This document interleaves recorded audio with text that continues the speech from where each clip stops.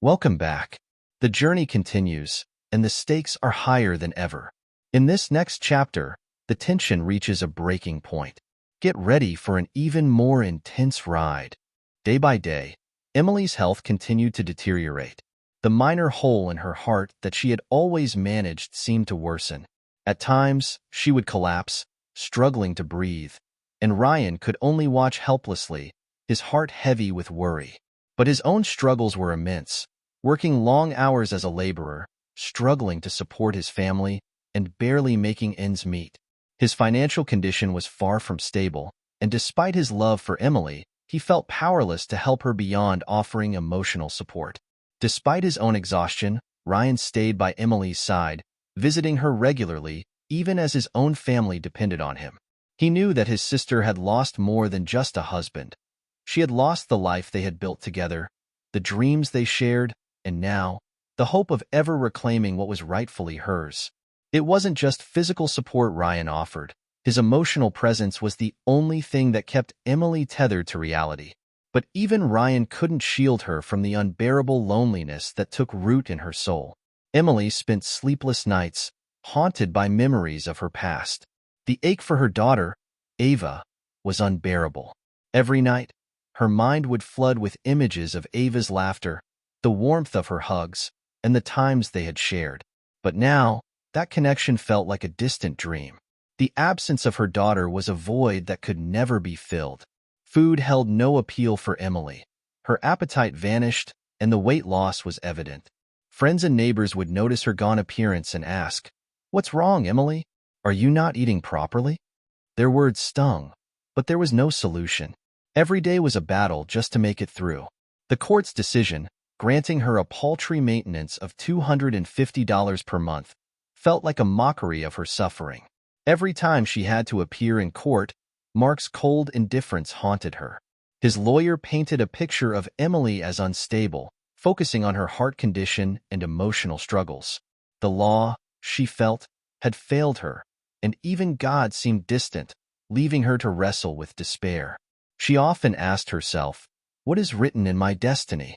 It felt as if every door to justice was closing in front of her. One of Emily's friends finally approached her with a suggestion. They urged her to find work, to occupy her time, and reduce her constant distress. At first, she refused. How could she enter the world again after all that had happened? But soon, the thought of some kind of independence began to take shape. Through one of her acquaintances, she heard about a domestic helper job that paid $800 per month.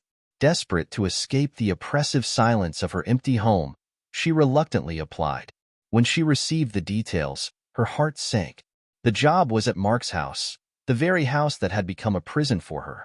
The thought of stepping into that space, where she once lived as a wife, now seeking work, was unbearable. The mere idea of being a servant in the house where she was once a queen left her in tears. Overcome by the weight of it all, she fainted. Doctors were called, and after several hours, she regained consciousness. But the trauma left deep scars. Though she eventually found another domestic job that paid $1,200, the fear of returning to Mark's house haunted her. It became too painful to even consider. One day, while walking through the market, Emily's gaze fell upon a young girl carrying heavy bags of groceries. The girl looked exhausted, struggling under the weight. Emily couldn't help but stop her. "Why are you carrying so much, child?" she asked gently. "You seem so young, and this load seems too heavy for you." The girl, barely 8 years old, looked up at Emily with tired, lifeless eyes. "Auntie, this is my daily routine. My stepmother makes me carry much more than this. If I complain, she punishes me." "I have no choice," the girl said quietly. Her words struck a chord deep within Emily's heart. "Who's your real mother?" Emily asked softly, her voice trembling. The girl hesitated before answering. Her name was Emily, but she left us. She wasn't good for my father.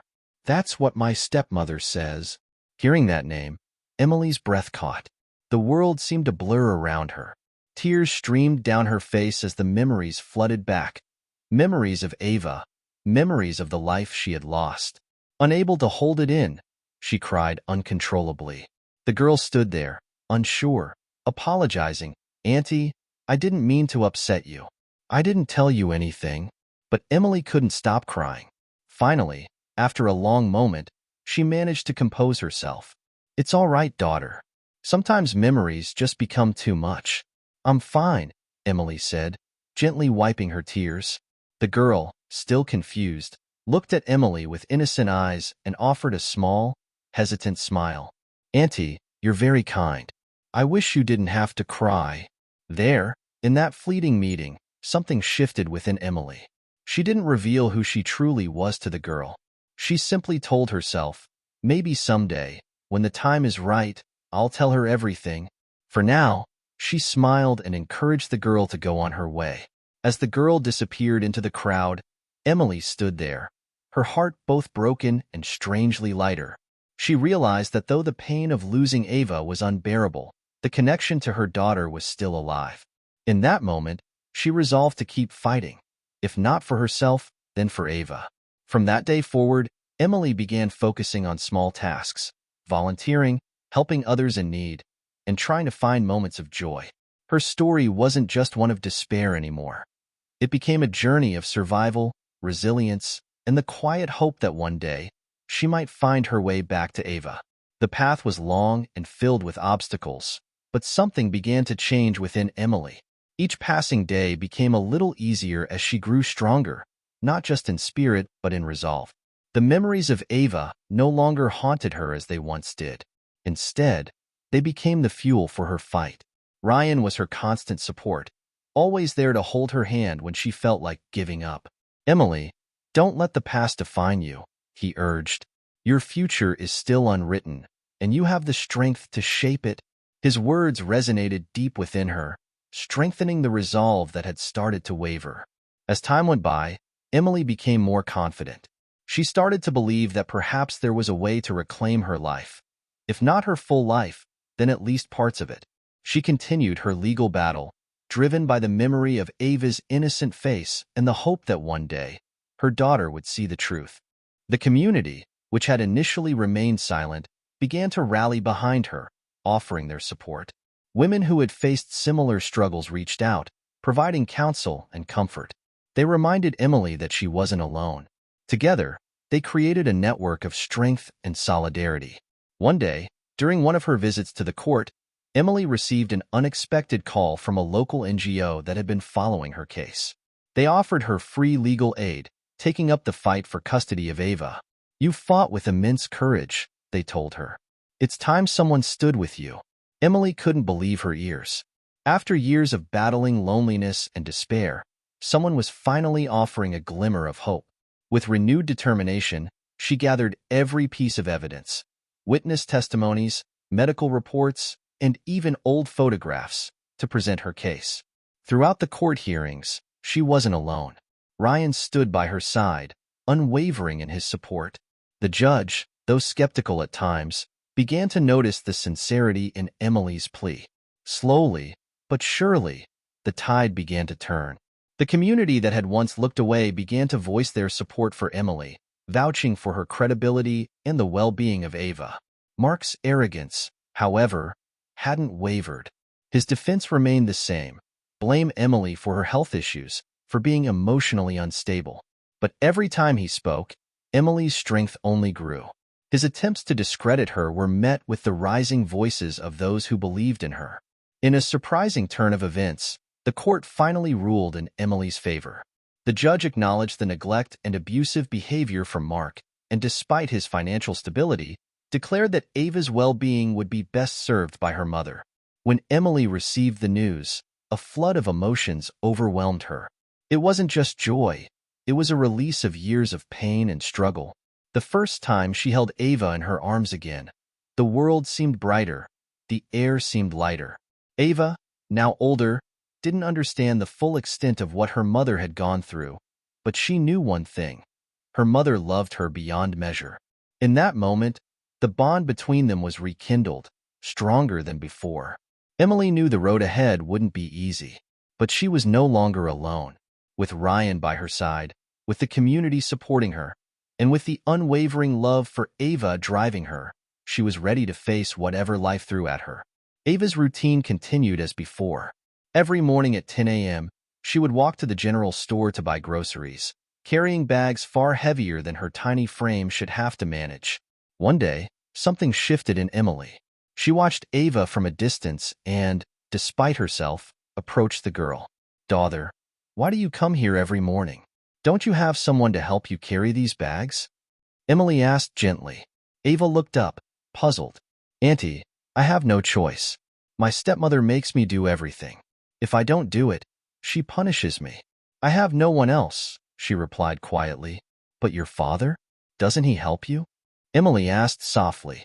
Ava hesitated, her expression turning wistful. "Dad tries, but he loves both me and my sister. They both stay together, play together. I feel alone. Dad is always busy, but he does his best to make sure I don't need anything. It's just that I miss my mummy. I miss her a lot. How could she leave us like that?" Those words struck a chord deep within Emily's heart. For so many years, she had carried the weight of her absence from Ava's life. Now, hearing the pain in her daughter's voice, Emily knew she couldn't remain silent any longer. Taking a deep breath, she crouched down to Ava's level and gently touched her hand. "Daughter, I need to tell you something." Ava looked at her curiously, waiting. "I've been watching you for a while now," Emily began. "And what you've told me, it makes me feel so much pain. I wish I could have been there for you all this time. My name is Emily, too. I am your mother." At first, Ava didn't react. She stared at Emily in disbelief. "No, that's not possible," she whispered, her voice trembling. "Yes, it's true. I'm your mother, Ava. I've searched for you, prayed for you, cried for you. I've spent every day longing for the chance to be with you again," Emily said, tears streaming down her face. Ava backed away, shaking her head. "No, this can't be true. My mother, she left us. My stepmother told me my mother was never good. She told me you didn't care. How can I believe you?" With every word, Emily's heart broke more. She gently took Ava's hands in hers. "Because I've always loved you. No one could ever replace you in my heart. Your stepmother tore all our photos, destroyed every memory of me. But, Ava, those memories live in my heart. I've missed you every day." Ava stared at Emily, trying to make sense of what she was hearing. "But why? Why didn't you come back? Why didn't you fight for me earlier?" "I did fight," Emily said, her voice quivering. "I fought with every ounce of strength I had. But they silenced my voice. The courts. Mark," she paused, her tears flowing uncontrollably. "They made me invisible. They made you think I abandoned you. But I didn't. I've never stopped fighting for you." Ava couldn't process it. Everything her stepmother had told her seemed to come crashing down. The foundation of her belief had always been that her mother didn't care. How could the truth be so different? Seeing the turmoil in Ava's eyes, Emily knew she had to keep going. "Ava, I've lived every day with regret, knowing I wasn't there to protect you, to hold you, to comfort you. I'll do everything to make that up to you if you'll let me. I'm here now, and I'll never leave you again." For a moment, there was silence between them. Then, Ava's eyes slowly filled with tears. "Mummy," she whispered. "Yes, daughter," Emily replied, embracing her daughter tightly. "I'm here. I've always been here." Ava clung to her mother, sobbing. The pieces of her shattered world began to fit together again. She had always longed for her mother's warmth, her love, her guidance. Now, she had found her. "I don't know what to say," Ava whispered. "I thought you left. I thought I was alone forever." "No, Ava, you were never alone," Emily whispered, her voice breaking with emotion. "I was always with you, just waiting to find you again." In that moment, the world seemed to shift for Emily. After so many years of silence, of longing, and of heartache, she had finally found her daughter. The love they shared hadn't faded. It had only grown stronger through the distance and the pain. "Why didn't you ever talk about him?" Ava asked after some time. Emily knew what Ava was referring to. "Your father," she hesitated, then continued. "Ava, your father loved us both. He was deceived, just as I was. Your stepmother painted a picture of me that wasn't true. But you need to know, he was caught in a web of lies. I never left you because I didn't love you. I left because I couldn't endure the pain of what they made me believe about myself. Ava listened intently, absorbing the truth that was now coming to light. For the first time, she began to understand the full extent of what had happened. The images of her stepmother manipulating her memories were now fading. I don't understand how you managed to stay strong, Ava said softly. But I missed you, Mummy. And I missed you more than words can ever describe, Emily replied, holding her daughter close. For the first time in years, both of them felt a sense of peace, despite the pain that had brought them together again. The bond between mother and daughter was restored, and neither of them ever felt alone again. As Ava leaned against Emily, she felt an overwhelming sense of belonging. For the first time, she knew what it felt like to be truly loved by the person who had always carried her in her heart. This was just the beginning of their new journey, a journey filled with hope, healing, and the promise of brighter days ahead.